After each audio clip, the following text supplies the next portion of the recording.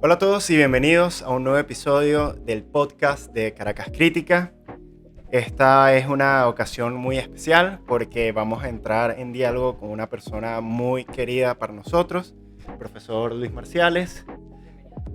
Antes de empezar con la conversación, tenemos algunas cosas que queremos comentarles. Primero, que recuerden que tenemos disponible nuestro Patreon, donde van a poder encontrar episodios exclusivos, un club de lectura y también su nombre aparecerá al final de cada evento, de cada video o programa de podcast que haremos en Caracas Crítica. También les invitamos a que puedan ingresar a nuestra página web y a nuestro canal de YouTube, también a nuestro canal de TikTok, donde tenemos muchísimo contenido que esperemos que les guste. Y finalmente, un anuncio muy importante para este mes de febrero, y es que vamos a hacer un evento sobre filosofía y amor. En nuestras redes sociales van a tener más información acerca de este evento. Bien, entonces con nosotros tenemos al profesor Luis Marciales, docente y jefe de la Cátedra de Epistemología en la Escuela de Economía de la Universidad Central de Venezuela, graduado en Filosofía por la Universidad Central de Venezuela, magíster en Filosofía y Ciencias Humanas también por la Central. Ha impartido clases de Estética y de Epistemología y a su vez es investigador de la Universidad Central de Venezuela. Bien, Luis, primero muchísimas gracias porque estés aquí con nosotros, de poder realizar este diálogo que nos genera muchísimo entusiasmo. Y este va a ser un diálogo donde vamos a través de preguntas, empezar a investigar un poco acerca de usted y también de algunos ejes y coordenadas de cómo era el tiempo de la filosofía cuando usted estaba estudiando en la Universidad Central. Y por eso vamos a empezar con la primera pregunta y es, ¿cuál fue su historia de origen en la filosofía? ¿Cómo empezó? ¿Cómo descubrió la filosofía? Sí, bueno, primero gracias por invitarme a ustedes, Ernesto y Jan, a este espacio de Caracas Crítica, que me complace muchísimo estar con ustedes y ratifico el cariño que ustedes también me han empezado. Bien, ¿cómo empecé yo la filosofía? Muy directamente, y yo tengo un tío, Fernando Rodríguez, que es más que tío, algo así como un papá alterno espiritual. Y yo recuerdo que me llamó mucho la atención, estando en su casa, siendo un niño de unos 10 años, los volúmenes esos inmensos que había, pero a veces que era el ser y la nada, que era una cosa gordísima. Entonces yo me preguntaba qué es esto del ser y la nada, le pregunté a él y me dijo algo que no entendí, por supuesto. Pero nada, había esto. Mi padre también profesor de la Universidad Central de Sociología, y también había temas ahí que se hablaban. Y creo que también esta cosa que la filosofía se cuela por varios lados, por cine, veíamos buen cine.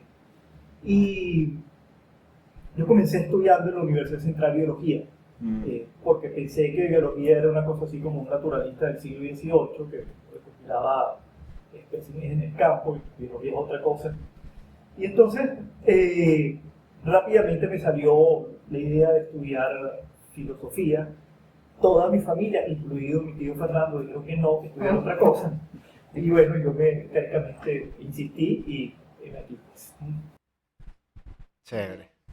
¿En qué año empezó a cursar la carrera de filosofía? Yo comencé recuerdo ya, 89, 90, los años 90, digamos. Yo estudié el primer lustro de los 90, los primeros 5 o 6 años. Y como estudiante en la Universidad Central, ¿cuál fue su experiencia en la carrera? ¿Cómo la vio? ¿Cómo la experimentó? Pasa mucho que uno tiene un avance y bueno, se ve de una forma completamente contraria. Pues.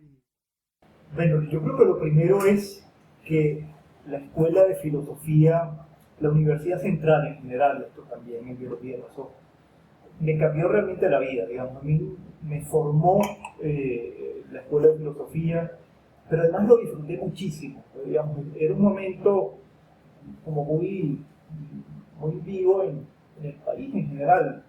Había también mucha ebullición política, se notaba ya la crisis, se empezaba a agudizar, pero la vida en la universidad fue una maravilla. Tanto que una novia que tenía le decía, yo no quiero terminar la tesis y graduarme, me agarraba un árbol así, y entonces decidí ser profesor. Pero fue muy grato y además la filosofía a mí realmente me voló la cabeza. Me sirvió mucho para pensarme a mí mismo, para pensar el mundo, vamos a decirlo así. Y de alguna forma me dio como, se convirtió en vida esta cosa de la filosofía, que no es solamente una carrera que estudia ingeniería, y entonces tu vida más o menos fuera de ingeniería y haces tu trabajo, sino que se metió en toda mi vida. Y esta cosa, yo tenía un amigo que era como muy pana en la escuela, muy malandro, que decía, esto es un veneno que se le mete a uno y uno no se lo puede sacar. A mí me sucedió eso gratamente, ¿no? El veneno lo disfruté y lo disfruto mucho. ¿Y eso le pasó dentro ya de la carrera o incluso antes de empezar? No, dentro, porque yo había leído muy poca filosofía, había leído algo de Nietzsche, había leído, no recuerdo, algún libro en mi casa, pero yo realmente leí ese texto que a mí me iluminó mucho, que pues, no me ha gustado tanto, la filosofía de Borges de Gualduño. Pero en ese momento me iluminó mucho, me gustó mucho. Pero más bien estudiando fue que cada día me di cuenta de que me maravillaba más, ¿no? Y no ha cesado. A mí la filosofía me maravilla. La disfruto estudiándola todo el tiempo, a punto de eso de que puedo pasar horas y mi esposa está por ahí, casi no la veo y me dice que vamos a tomar un café. Bueno, yo tengo una pregunta y es que pensando en los años 90, pensando pues en la historia de la Universidad Central de Venezuela y sobre todo en la Escuela de Filosofía, ¿qué tipo de panorama encontraba usted en relación con los compañeros de su carrera o con los profesores, ¿no? ¿Qué tipo, por ejemplo, de ideas eran populares o de común encuentro en la carrera? Lo pienso porque siempre se critica o siempre se señala el carácter como, por ejemplo, marxista de la Escuela de Filosofía. Creo que incluso habían pues un conjunto de materias de carácter como práctico, ¿no? Praxis, filosofía y praxis. No sé qué experiencia tuvo, pues, por ejemplo, en esas materias. El ambiente era muy bueno. La Escuela de Filosofía, digamos, voy un poquito a hacer una historia corta. La Escuela de Filosofía, cuando nació en 1947 con la Facultad de Humanidades y Educación, que primero se llamó Filosofía y Letras, era una gran escuela, ¿no? Posiblemente la mejor escuela de la universidad en ese momento, ¿no? Y bueno, tuvieron unos grandes profesores encabezados por Juan David García Vaca, un tipo realmente extraordinario en el mundo, ¿no? No se le conoce a lo mejor mucho en algunos lados, sobre todo en el ámbito hispanoamericano, pero García Vaca es un tipo realmente sobresaliente. Y de ahí entonces hubo una formación, por ejemplo, la primera generación, donde están Ernesto Maíz Vallenilla, Federico Riu, Antonio Pascuali, que cambiaron el mapa intelectual del país, ¿no? Fueron referencias importantísimas, no solamente en filosofía. Entonces, cosas porque la Escuela de Filosofía es una escuela que se hizo muy moderna, muy actualizada en el momento en que se creó. Es decir, se daba se estudiaba ahí lo que se daba en el mundo en primera mano, sobre todo existencialismo, fenomenología. Y después entonces los estudiantes que salieron de esos profesores fundadores, que eran muy buenos, los estudiantes fueron valiosísimos. Mencioné ahorita a Ernesto Maíz, Vallenilla, Pascuali,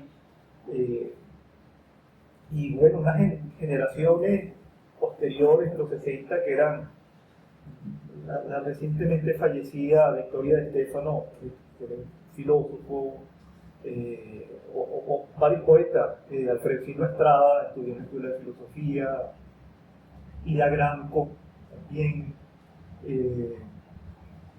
Ludovico Silva, que era entre filósofo, marxista, poeta, y entonces, digamos, es una escuela que tenía una gran tradición. Y cuando yo entré, para caer más en tu pregunta, digamos, todavía esa tradición estaba viva, digamos, esta cosa de la filosofía siempre es historia de la filosofía también, ¿sí? Y entonces siempre estaba esta idea de de dónde venimos y qué hemos sido, y de alguna forma había vasos comunicantes con respecto a esto. La escuela de filosofía era sumamente plural, ¿no? Esta cosa de marxismo, claro que se veía marxismo, no entiendo cómo puede haber una escuela de filosofía donde no se vea marxismo. Sí, claro.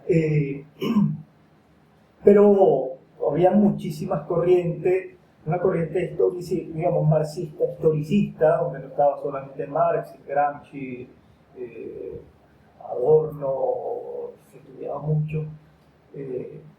Pero también la Escuela de Filosofía está formada por 4 departamentos, que son Lógica y Epistemología de la Ciencia, Historia de la Filosofía, esta es Praxis, otro nombre, y Teorética, que es Filosofía, vamos a decirlo así.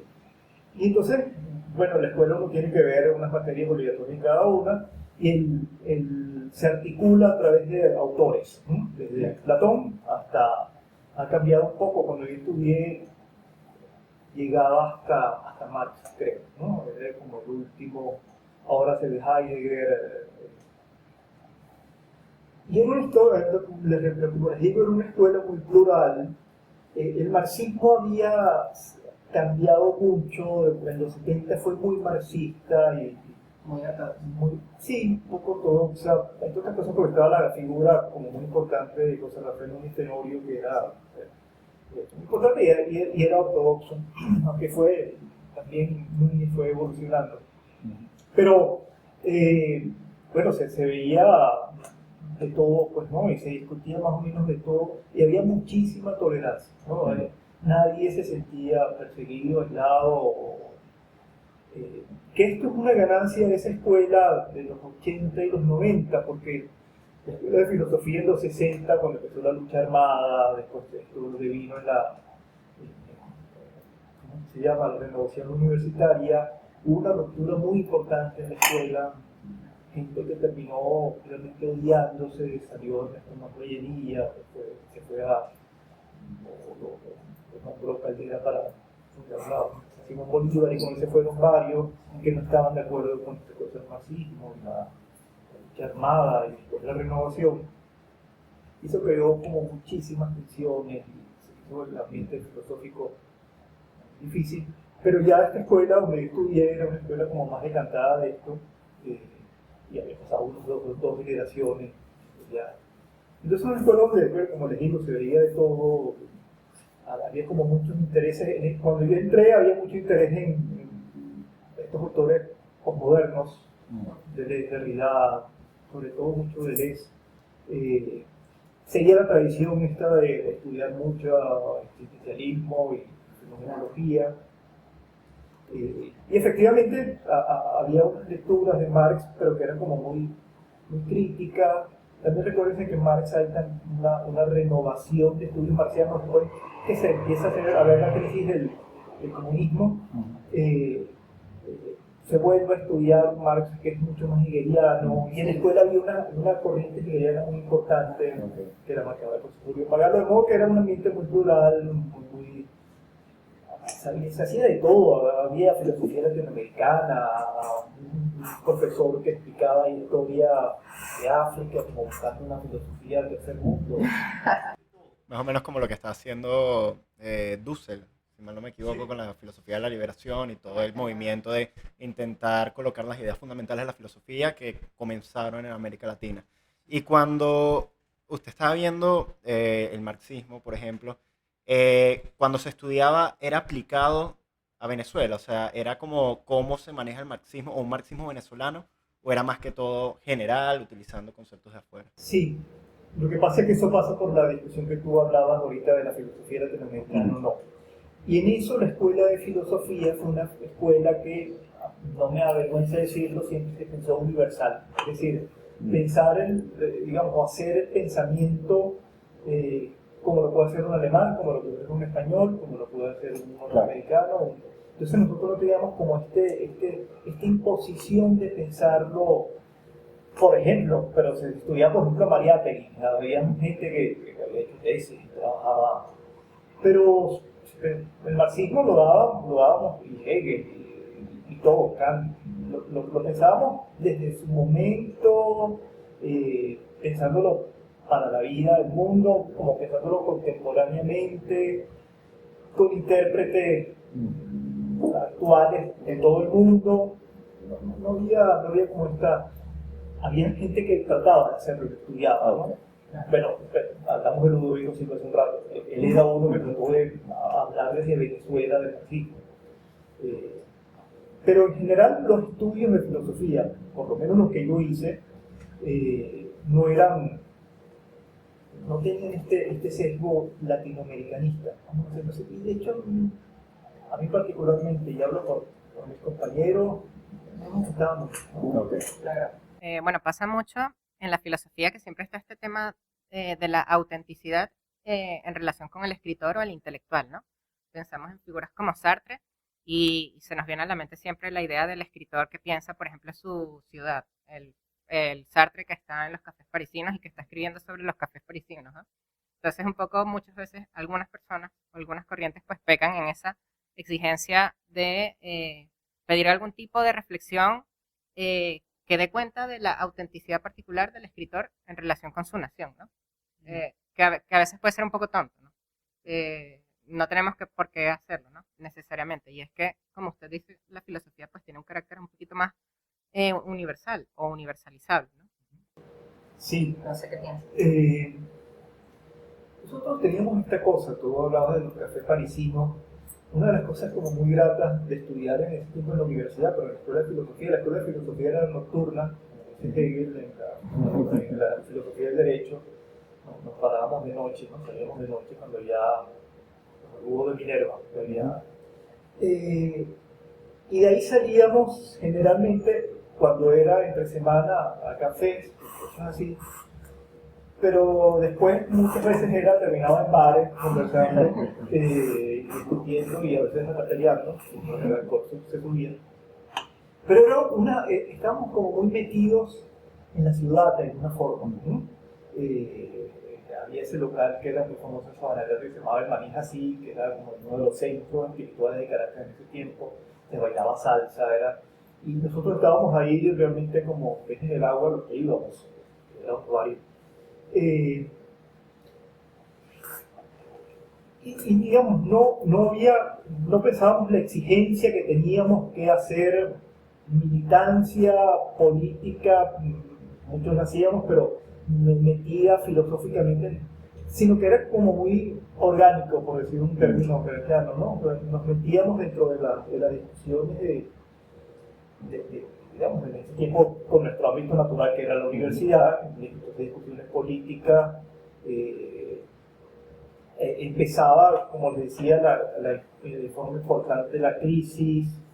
Ya en algún momento en el 92 se dio el golpe de Estado, causó una conmoción importante en la universidad en general, pero en la escuela. Lo discutíamos mucho.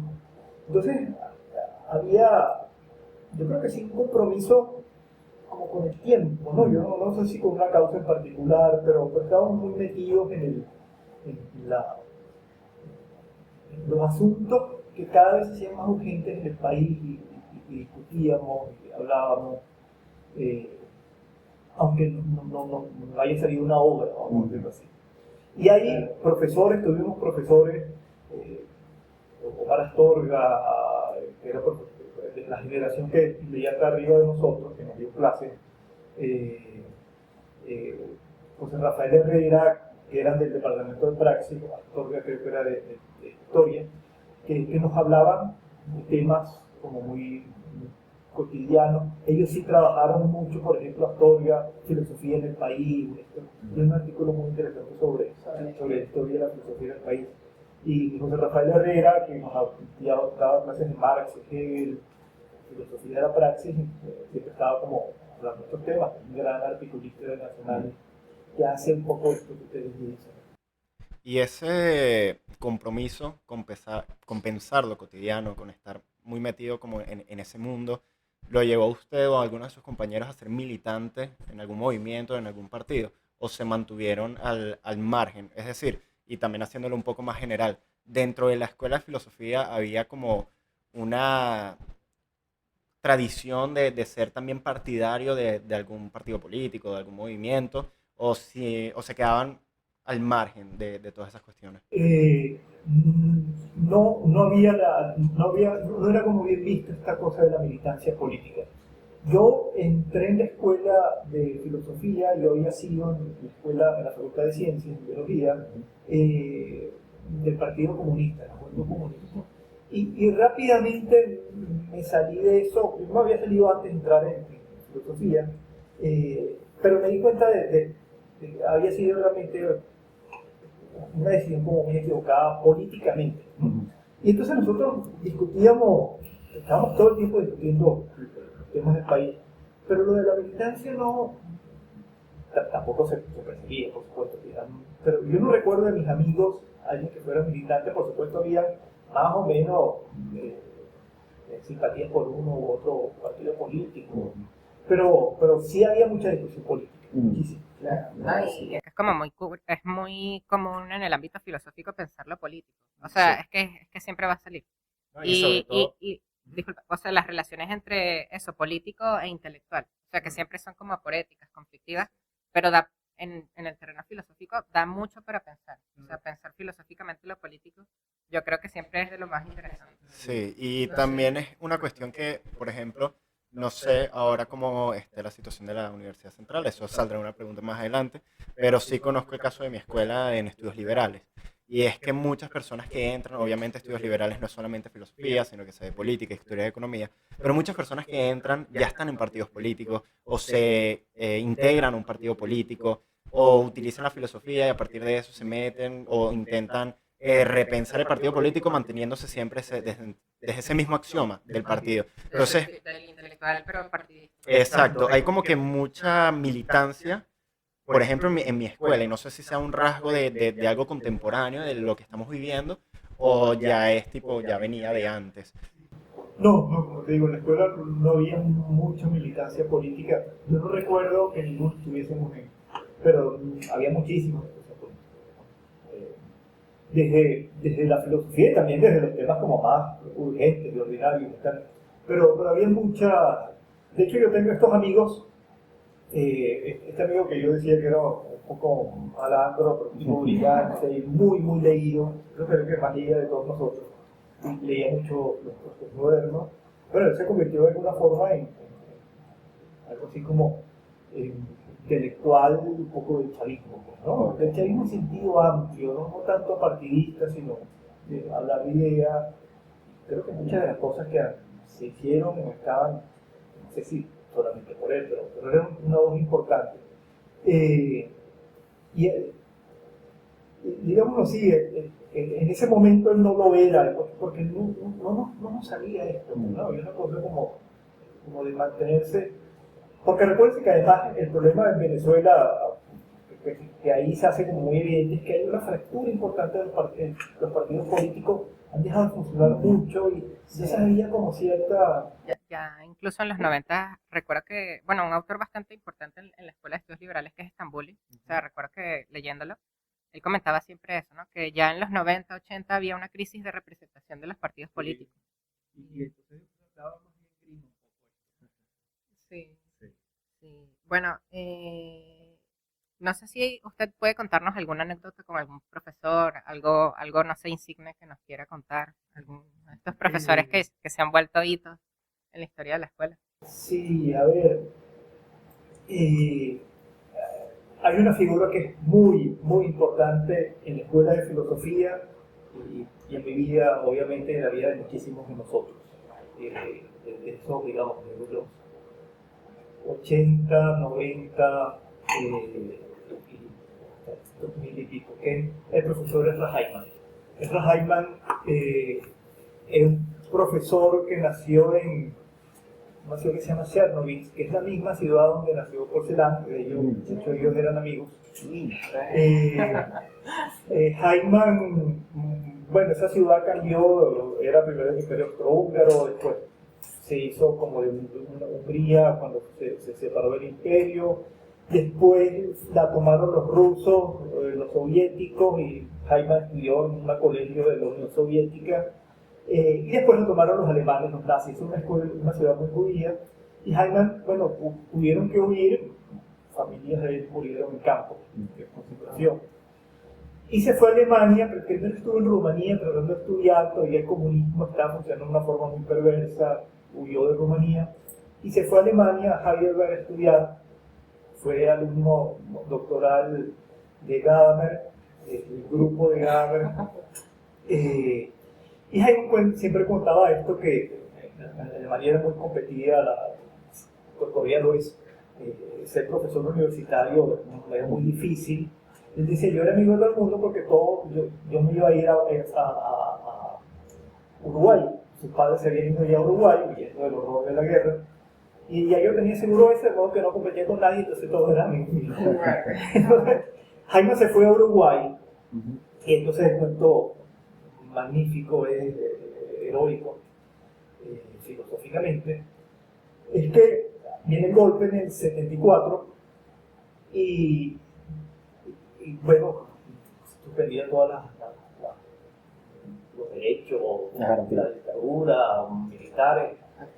Y entonces invitan a una asamblea para informar cuál era el nuevo estatus de la universidad. La universidad, no recuerdo cómo se llama, la principal universidad de Viena. Y los partidos políticos de izquierda habían decidido no decir nada, esperar a ver qué pasaba, cómo si la cosa se decantaba. Entonces decidieron no hacer. Y bueno, llegó algo así como un coronel como toda la Facultad de Humanidades, y empezó diciendo, bueno, aquí no se vuelve a dar marxismo, no se va a dar psicoanálisis, se va a hablar de moralidad, porque esto es una cosa muy moral. Tiene que seguirse los ideales nacionales y tal. ¿Alguien tiene alguna pregunta? Y todos se quedaron callados y Heimann levantó la mano y dijo, si aquí se pretende que nosotros demos clases prohibiéndonos el pensamiento, yo no soy ni marxista ni creo mucho en el psicoanálisis, pero esto es fundamental verlo, y me parece que una universidad que prohíba temas importantes de la contemporaneidad, no vale la pena estar aquí, es una cosa opresiva. Y los amigos empezaron a jalarlo, bueno, lo sacaron corriendo, porque te van a matar. Lo sacaron corriendo en un carro, lo llevaron a la embajada primero de Alemania, y no sé por qué razón terminó en la embajada de Venezuela, y Heimann vino a Caracas, estuvo un tiempo en la Bolívar, y después llegó a la Universidad Central en el 70 y pico. Y entonces tenemos este señor que años después Uruguay le reconoció todo el tiempo que no había, que no pudo dar clases y que tuvo que irse, y le pagaron un dineral honrando esa valentía que casi nadie tuvo. Bueno, la Escuela de Filosofía de la UCB ha tenido muchos profesores insignes que tienen historias un poco parecidas, ¿no? Cuando pensamos en Vaca, él viene a Venezuela, de España, huyendo un poco de la guerra. También Capelletti, que, bueno, precisamente aquí tenemos unos cuantos libros de estos autores insignes que ya son parte de la historia de Venezuela. Aquí tenemos varios libros de Capelletti. También fue un argentino que viajó por diferentes países, estuvo un tiempo aquí en Venezuela. Entonces, la escuela creo que era muy cosmopolita en ese sentido, ¿no? O sea, esa riqueza hoy es como wow. La escuela de filosofía tiene como dos grandes corrientes, vamos a decirlo así, migratorias, que lo alimentaron. Desde los 50, digamos, cuando se fundó, eran sobre todo emigrantes españoles que venían de la guerra, española. García Vaca era uno de ellos. García Vaca había estado primero en Ecuador y después en México, y María López González, reclutando profesores para la universidad, logró convencerlo. Y entonces, bueno, está esa emigración que es europea, sobre todo, de profesores españoles, pero también había un italiano, Giulio Pagano, que creo que en este momento era italiano. Y después, en los años 70, vino esta emigración del sur, por la dictadura, donde estaba Capelletti, un poco Heimann, aunque sea alemán, venía de ahí. Un tipo muy importante que le dio un twist así como muy loco a la escuela de filosofía, que se llamaba León Rositner. Rositner era psiquiatra, filósofo, un tipo muy formado en París, un doctorado en París. Y León hizo, bueno, marxista, entonces una mezcla de marxismo, psicoanálisis, que realmente le voló la cabeza a varios en la escuela de filosofía. Era como muy directo, muy provocador de los estudiantes. De hecho, que en algún momento la gente como que se cansó, de se fue de la escuela, se jubiló, digamos, tuvo la jubilación, se devolvió a Argentina. Cosas raras, el hijo de Loro Singer fue asesor de Macri, estudió aquí, estudió filosofía aquí, creo.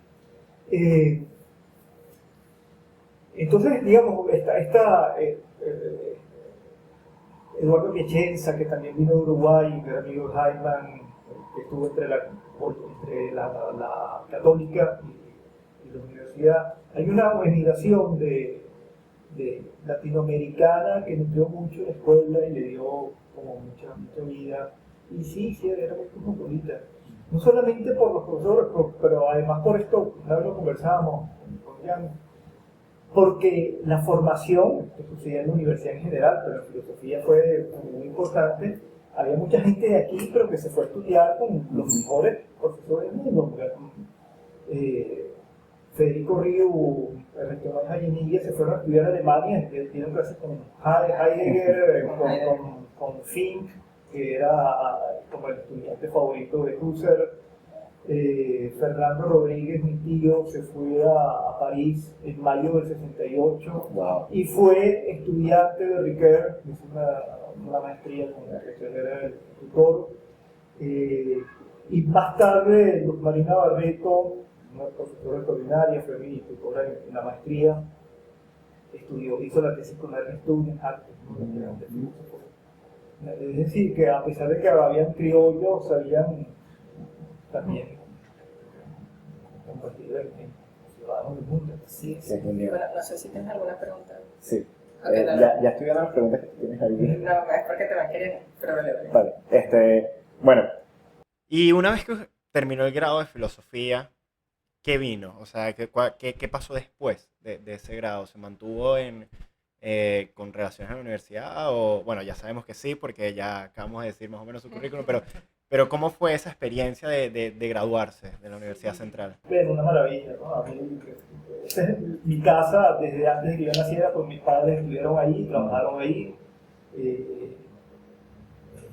Toda su vida la hicieron allí, además intensamente pues esa universidad de los 60 que era tan incluyente en tantas cosas. Entonces eso es realmente mi casa de toda mi vida. Bueno, cuando yo me gradué como en 6 años, no recuerdo 6 años, haciendo la famosa tesis, ¿no? Andaba pelando, no tenía plata, y había estado pelando desde hace muchísimo tiempo, pero ya había llegado como nivel extremo. Y entonces me ofrecieron un trabajo en el Banco Unión, un banco muy importante en Venezuela, que ustedes seguramente no conocían. Era el primero o el segundo banco en depósito. Y entonces ahí trabajé en la gerencia de adiestramiento, pero siempre pensando que en algún momento en la universidad se abriera una posibilidad de entrar, yo iba a entrar. Y de hecho se lo dije a la persona que me llamó para trabajar ahí, que es muy amiga, que yo quería ser profesor de universidad. Y efectivamente me llamó un amigo, me dijo, mira, tú quieres dar clases, ahí estamos buscando un concurso de credenciales en la Escuela de Economía. Yo le dije, sí, yo quiero ir. Me dijo, pero eso tiene que ser ya porque es el semestre, estamos comenzando. Puse mi renuncia, me metí un puñal ahí como un loco a dar clases, pero ya yo estaba, incluso cuando estaba en el banco estudiando la maestría, y en la escuela de filosofía había un buen hábito que si tú hacías una tesis buena, cada buena nota y tal, dieras un curso sobre la tesis. Y entonces comencé a hacer eso, di un curso, fue muy chévere, se me inscribió un gentío y después planifiqué otro curso. Entonces, estando trabajando en el banco, daba clases ad honores y tal, pero en la escuela de filosofía, y bueno, entré en la escuela de economía, y por ahí desde el banco detrás, y que fue una gran experiencia, pero la dejé atrás y me metí de lleno a la vida universitaria. Yo estaba todo el día en la universidad, llegaba a las 7 de la mañana y me iba a las 6 de la tarde, a veces tenía clases en la noche y me iba a las 9 de la noche. Y bueno, pensando justamente en su experiencia como egresado y en todo lo que nos está contando, ¿qué tipo de autores siente que pues siempre ha llevado consigo, ¿no? Uno siempre tiene autores de cabecera, autores que lo interpelan una y otra vez en diferentes momentos de su vida.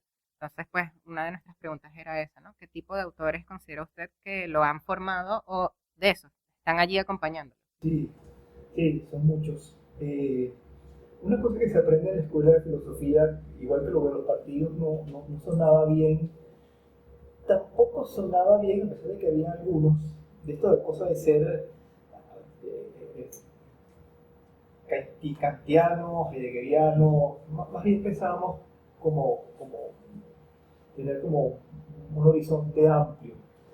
Mis autores, cuando, digamos, yo me gradué, yo trabajé mucho en filosofía de la modernidad, Descartes, una maravilla, digamos. A mí me asombra. Y después estudié con más detenimiento a Kant, que sigue siendo uno de mis grandes autores. Platón siempre me ha deslumbrado, cada vez que lo leo me deslumbra más.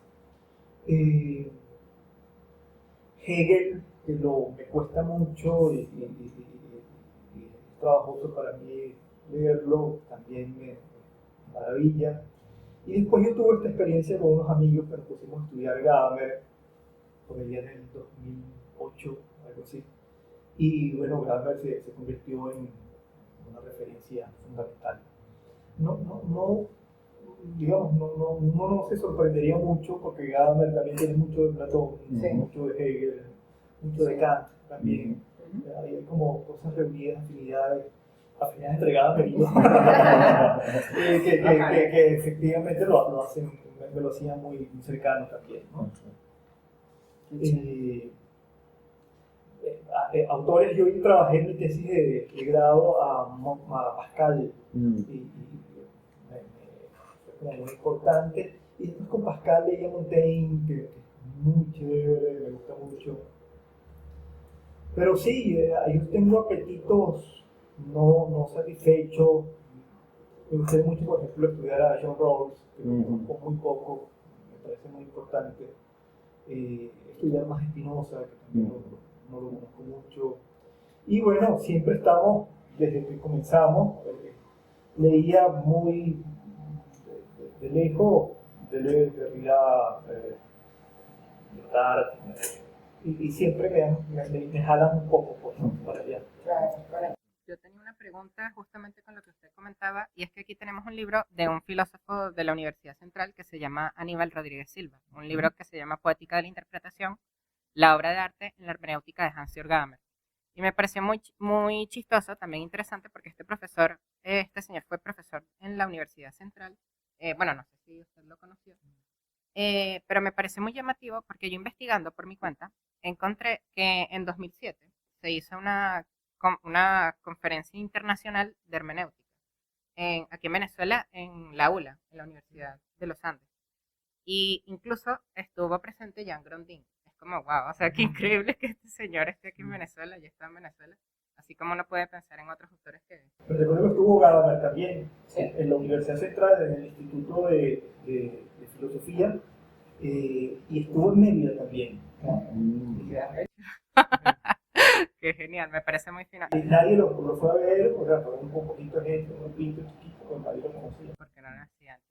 Porque no nacimos antes. Hubiéramos visto a varios filósofos. De hecho, Sí, como también vino Lacan, como vino Lyotard, Baudrillard. sí, uno ve eso y uno no se lo esperaría, pero conchale que Sabater y fue al lago de Maracaibo. Usted no nos había comentado que vino Tugendhat también. Tugendhat a los intelectuales alemanes se les ocurrió que Alemania era fascista, era una porquería, y si no venirse a los distintos lados del tercer mundo. Tugendhat yo no recuerdo bien si nació aquí o vivió aquí en la infancia, y recordó su pasado venezolano y se vino. Y me decía, por ejemplo, Fernando, que él decía que bueno, que se iba a quedar aquí y tal.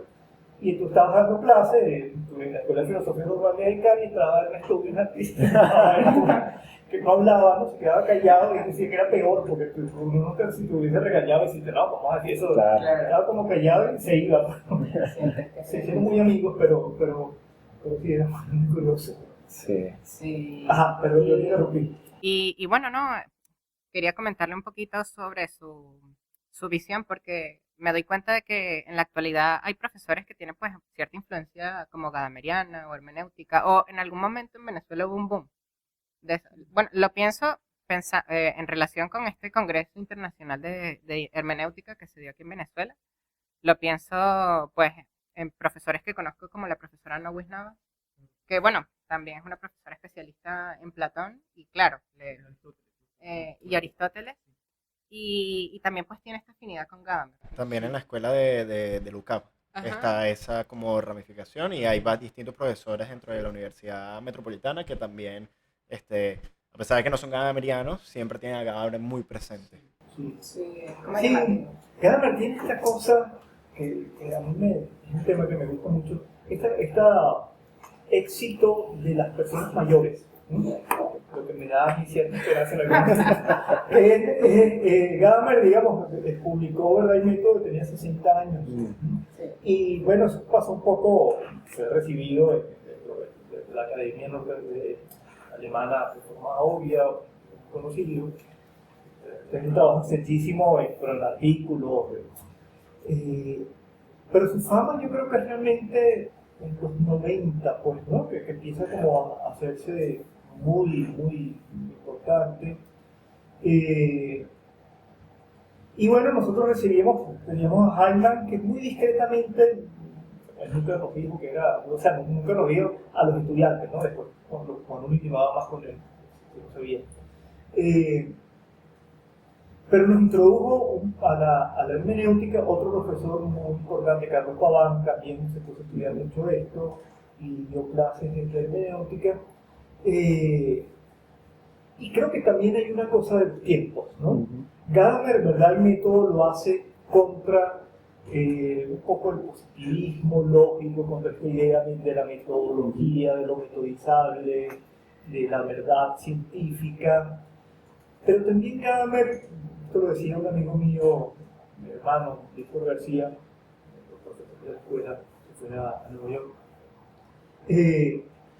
que ahora también es muy útil contra el escepticismo tan radical que estamos viviendo, ¿no? En Gadamer, la interpretación no supone escepticismo ni relativismo siquiera, sino creo que habla, él lo dice con esta frase, hay que atender a la cosa misma. Entonces creo que también es una cura importante contra el escepticismo sin las herramientas del dogmatismo marxista, naturalista, positivista, cientificista.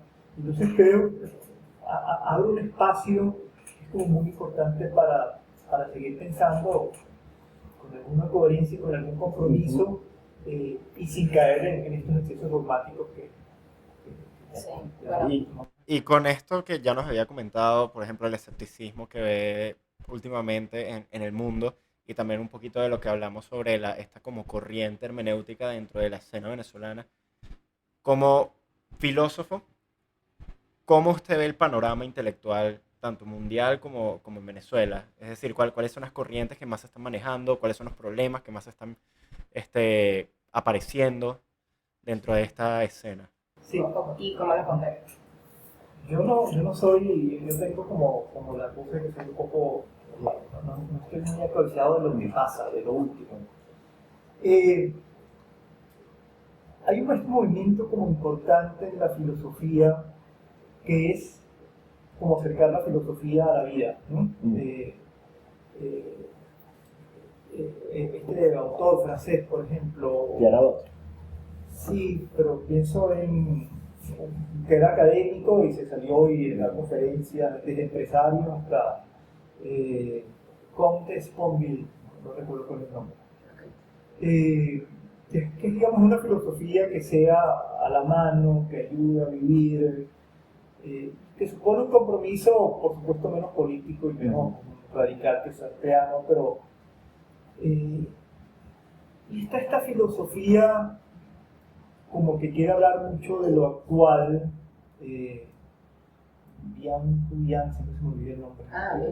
Byung Chul Han, que está como montado sobre lo actual y lo habla de una forma un poco menos llamativa que la de Han. Hay otro, la profesora esta norteamericana, Nussbaum, también está como muy metida desde un lado más académico.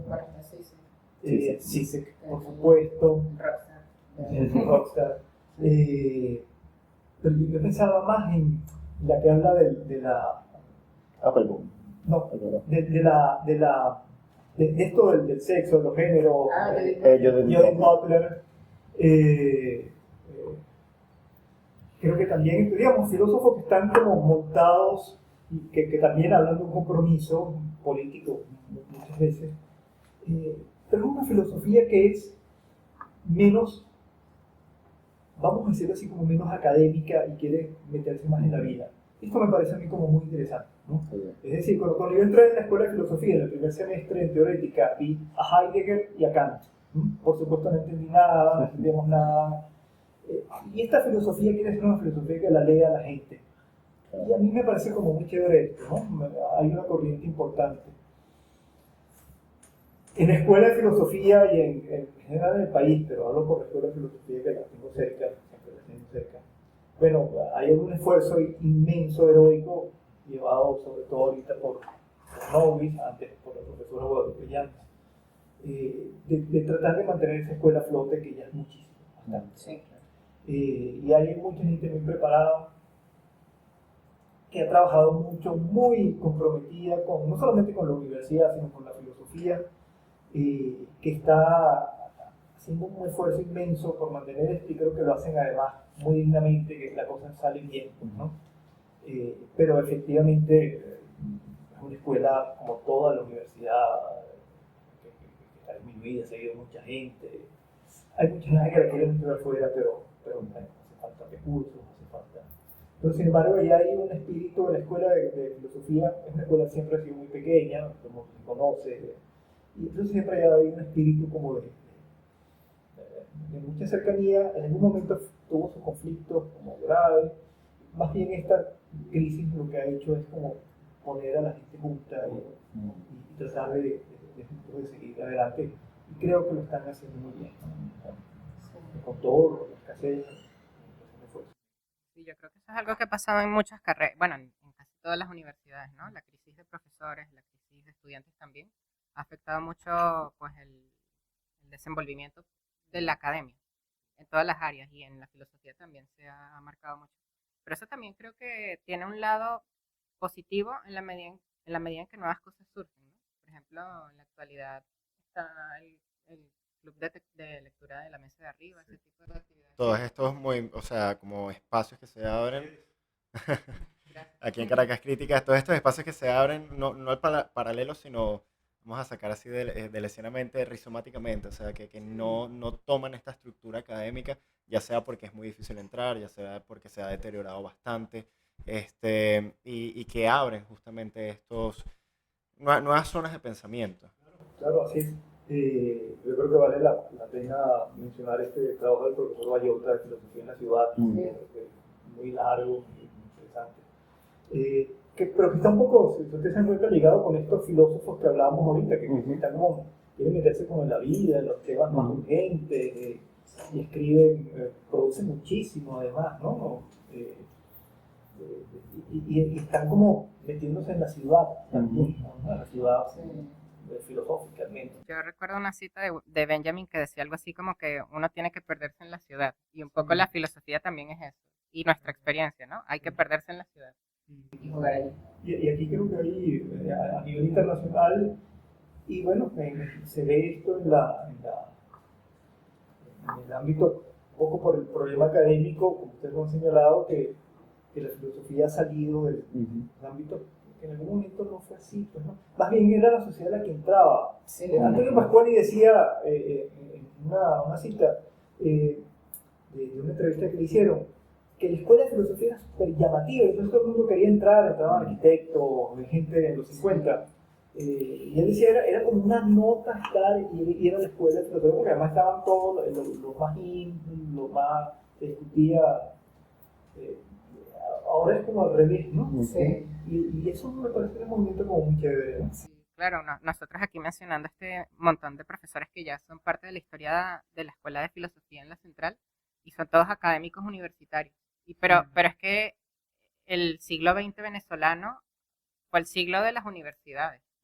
A partir de los 40 que se funda, pues, o sea, primero se tiene que desarrollar eso y bueno, ya este siglo con su particularidad, pues, Empieza a desembocar a muchísimas cosas. disciplinarse. Sí.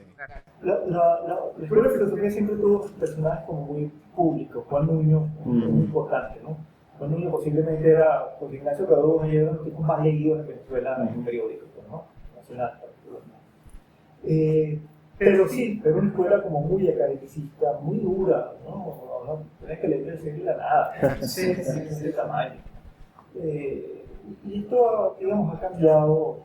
Bueno, la misma idea de esa celebración que hicimos junto con la Escuela de Filosofía de la Mesa de Arriba, es esta idea, no hizo esta idea de sacar la filosofía de la academia y irse de los espacios. Exacto. Y es que, bueno, en la historia de Venezuela creo que ha sido, en buena parte de la historia, como de esta lucha por construir una sociedad liberal y con instituciones fuertes.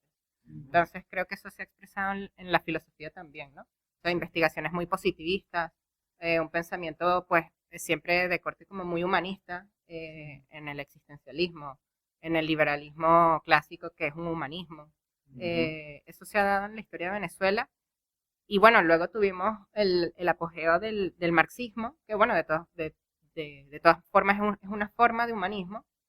Y bueno, recuerdo que yo para esta sesión leí un artículo de José Rafael Herrera, en donde comentaba eso, ¿no? El marxismo en Venezuela es hijo del positivismo venezolano y bueno, de esta especie de historicismo que existía en el ámbito.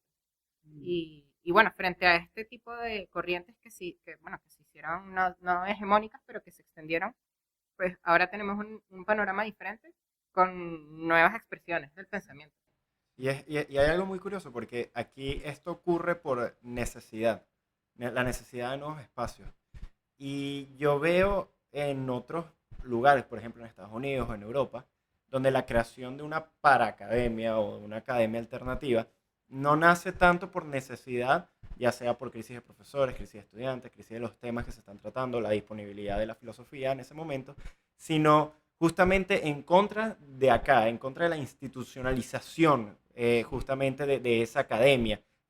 Tenemos distintos grupos que quieren justamente escapar de eso y es interesante ver el contraste. Aquí como que hay como una necesidad, obviamente también de la academia, pero una necesidad de salir de ella para ocupar nuevos espacios para una nueva reestructuración, mientras que en otro lado es tipo salir de esa estructuración y desintegrarla para crear otra cosa.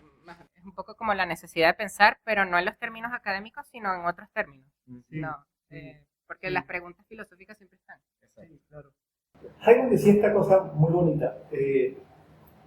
Una vez le preguntaron ¿para qué filosofía? Porque la escuela de filosofía siempre ha sido de pocos estudiantes, y al ser de pocos estudiantes siempre se preguntó, bueno, pues para pagar tanto plata, un montón de profesores y tal, y además que van a congresos, se les ocurre ir a congresos y estudiar doctorado afuera. ¿Para qué pagar esto? En algún momento la escuela de filosofía tuvo un solo estudiante durante un año, antes era por año, que era Fernando Rodríguez, mi tío. Eso se discutió en el Congreso y dice, no, hay un solo estudiante en la escuela de filosofía, un montón de profesores. Y es que ganaban $2,000 y pico, pues, ¿no? $3,000, así. Pero la pregunta esta que le hacían a Jaime, ¿para qué filosofía? Él decía, esta pregunta es un poco absurda que me la haga, porque yo no pregunto por qué comen en el Congo, o por qué montan bicicleta en Francia, o por qué la gente sale a bailar en Estados Unidos. Hacer filosofía es parte de nuestra vida, es parte de estar nosotros en el mundo, de que comprendernos. Eso creo que tiene razón Heidegger y Gadamer. comprender es una forma del ser, pues, ¿no? Nuestras. Y hacer filosofía es una necesidad fundamental de nosotros, ¿no? De pensarnos, de reflexionar sobre lo que hacemos, de buscar una instancia de explicación que no sea la sola inmanencia y la sola de la vida. De modo que sí, digamos, esta necesidad ahora se derrama fuera de la academia y empieza como a ocupar otros espacios.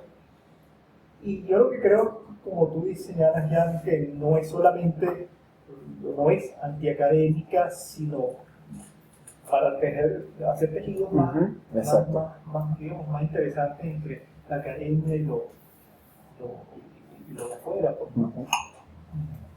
Bien, tenemos una pregunta extra, que es una pregunta un poco jocosa, y es la siguiente. En un orden de besar, cazar y matar, es decir, una persona que, la primera besar, que besas, obviamente en inglés tiene otra connotación, exacto, un encuentro ahí, es decir, una noche y ya. Cazar, alguien que te quedes con el resto de tu vida, o matar, definitivamente, entre tres autores filosóficos. Gadamer, Heidegger o Hegel. No, y Hegel, perdón. ¿Con quién besa, quién se casa y a quién mata?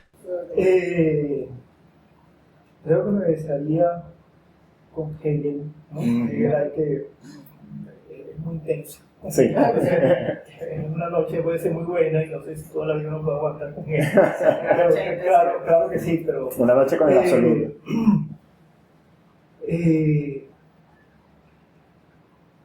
No sé bien con quién casarme, con quién morir, no sé.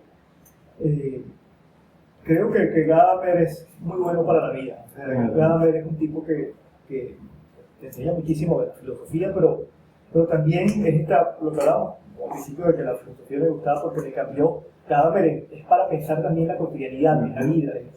Y además Gadamer es un tipo que es muy amable, simpático, es filósofo del diálogo, del encuentro, de tomar vino. Gadamer tomaba vino muchísimo, hasta se murió prácticamente. Y entonces creo que sería bueno para tenerlo en la vida. Y queda Kant, pero no me gustaría pensarlo porque creo que Kant también es un tipo que, como ilustrado, cumple a bien la letra su cosa y ilustra. Tal vez invertirlo, ¿no? Mejor besarse con Kant y con Hegel. Porque sí, Hegel está esta cosa también. Hegel termina en el escepticismo, ¿no?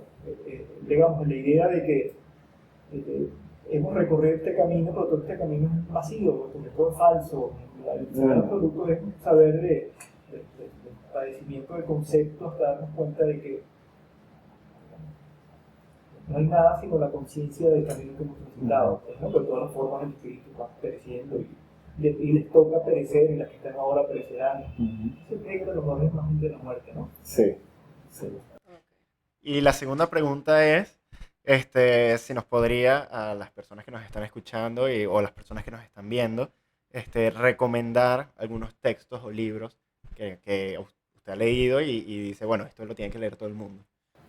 Sí, no sé si todo el mundo quiere hacerlo, debería, la crítica de la razón pura, creo que hay que leerla, creo que leer la fenomenología es más difícil aún. Pero, ¿verdad? Y método. Yo tengo una experiencia, mi papá, un señor ya bastante anciano, le di una biografía de Gadamer y le pasé unos textos de Gadamer y se maravilló, ¿no? Yo creo que, ¿verdad? Y método es un gran texto, muy iluminador, y eso creo que todos deberíamos. Es una forma de leer. Y para alguien que está empezando con Gadamer, ¿sería bueno leer Verdad o Método o sería mejor leer La actualidad de lo bello, La dialéctica de Hegel? La actualidad de lo bello, la dialéctica de Hegel es endemoniada. No sé, no la he leído, pero es el único título que me acuerdo. No, una cosa, ¿verdad? La actualidad de lo bello podría ser, sí. Es un texto muy lindo. Lo que pasa es que eso está montado sobre verdad y método. Claro. Pero sí, es una buena exposición. De cada manera es un muy buen expositor. Creo que es Pero ahorita que está de moda toda esta cosa de los medios y tal, hay muy buenos videos de Gadamer en YouTube, ¿no? Una historia de la filosofía magnífica que está con subtítulos. Vale la pena verla en YouTube también, por ejemplo, ¿no? Y vale la pena mucho ver, se los digo en la mesa de arriba, el abecedario de Gilles Deleuze. Increíble, sí. Y a cualquiera que quiera verlo va a encontrar porque además Deleuze habla ahí de cualquier cosa, cuando era alcohólico, y entonces el problema del alcoholismo, y los retos que planteaba, los animales, el recatico que vivía en su casa. Un gran documento ese, ¿no? Por supuesto que le era también los clásicos. Entonces, esto, el abecedario donde se consiga, antes estaba en YouTube, Sí, así lo en había YouTube. quitado. Sí, en YouTube. Así que, bueno, vean el alfabeto, el abecedario de Certificada esa recomendación. Bueno, muchísimas gracias Luis por esta tan agradable conversación y diálogo que pudimos tener. De verdad fue un placer tenerte aquí y esperemos que no sea la última vez que te tengamos en estos espacios de Caracas Crítica. Por acá y en la descripción tanto en Google Podcast o de Spotify donde nos estén escuchando o en YouTube van a tener nuestras redes sociales, tanto el profesor como Ernesto y la mía. Les recordamos que tenemos nuestro Patreon, donde, como ya mencioné, vamos a generar un club de lectura, también van a poder disfrutar de capítulos exclusivos del podcast de Caracas Crítica y van a tener un reconocimiento mencionado al final de cada capítulo, cada video o cada momento que se pueda presentar. Y les recordamos por último que este mes de febrero vamos a tener nuestro evento de filosofía y amor, así que vayan a nuestras redes sociales, a nuestro Instagram, a nuestro Twitter, para poder tener más información, para que ustedes puedan informarse más de cómo se va a manejar este evento, que lo estamos haciendo con mucho amor y con mucha filosofía justo para ustedes. Muchísimas gracias por acompañarnos hasta acá y bueno, nos vemos en un siguiente episodio.